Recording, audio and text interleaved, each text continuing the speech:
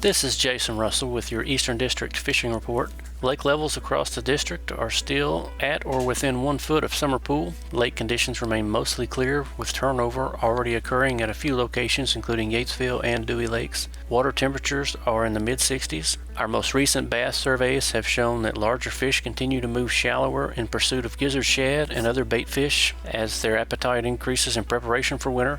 Schools of shad can frequently be found in shallow backwater of large lake coves, and bass are taking advantage of the forage available. Brushy, submerged treetops and weed beds continue to produce bass of all sizes. Topwater, weedless baits work through such cover can produce some exciting strikes in these conditions. Larger bass in the fall are strong fish producing excellent fishing fun on medium tackle. Our recent surveys have also shown some quality bluegill and red ear sunfish also in shallow water near the same habitat. Some of the biggest coming from Fish Trap and Dewey Lakes. Channel catfish are also moving up to the bank in the evenings. Fall catfish anglers often take advantage of this opportunity for some excellent night fishing at their favorite bank access sites. Chicken livers and cut bait are working exceptionally well. Most all lake tailwaters that receive trout for this district will be stocked on October 11th through the 13th. This includes Martin's Fork, Fish Trap, Carr Creek, Buckhorn, Paintsville, Dewey, and Yatesville lakes, as well as numerous streams and small lakes across the area. For a complete list of trout stocking schedule, be sure to check our website at fw.ky.gov.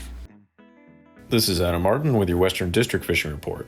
Here at Kentucky Lake and Lake Barkley, water temps are down to about 67 right now, and there's an abundance of shallow shad on most banks, particularly in the mornings and late evenings.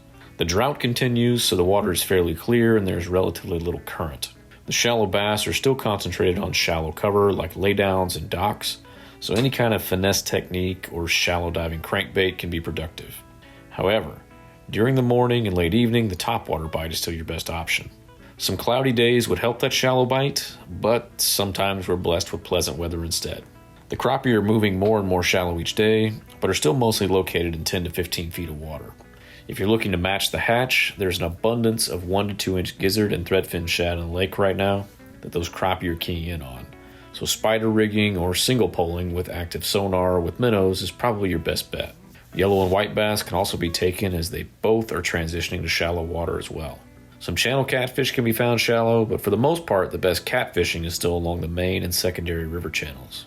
On a very positive note, if you're out fishing, you may observe a lot of small fish jumping in the shallows. Thankfully, those are just shad and skipjack. Once again, for the 7th year in a row, we have seen no evidence of successful reproduction of Asian carp in Kentucky Lake or Lake Barkley. Water levels are at winter pool right now, so if you're on the water, it's more important than ever to wear your life jackets and kill switches. Good luck. This is Jeff Crosby with the Central District Fishing Report.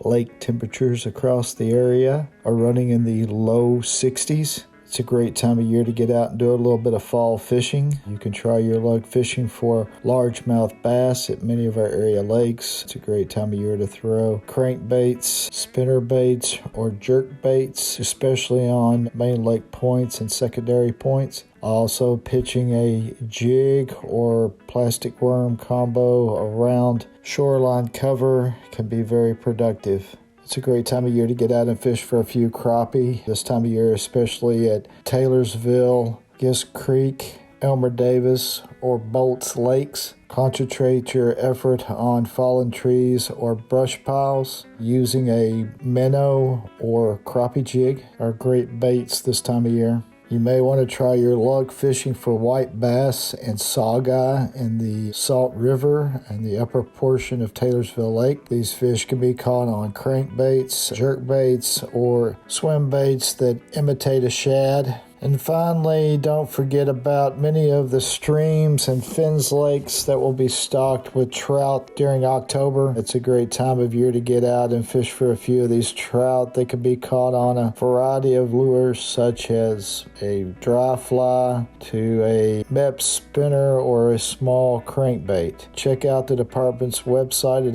fw.ky.gov for a complete listing of Finns lakes in your area. So grab a pole, enjoy some great fall fishing, and I hope to see you on the water. This is Caleb Bentley with the Kentucky Stocking Report. This week, across the state, we stocked rainbow trout.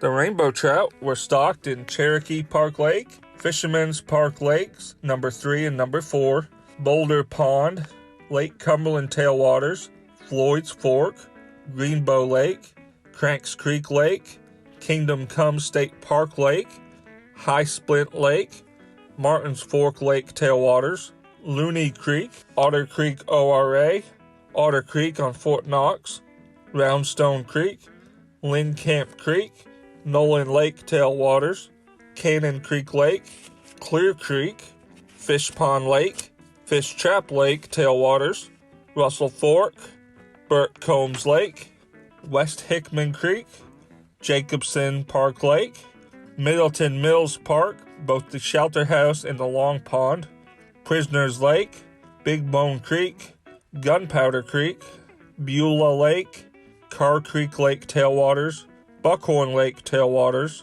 Panbowl Lake, Paintsville Lake Tailwaters, Dewey Lake Tailwaters, Beaver Creek, the Right Fork, and Yatesville Lake Tailwaters. Good luck fishing and stay safe.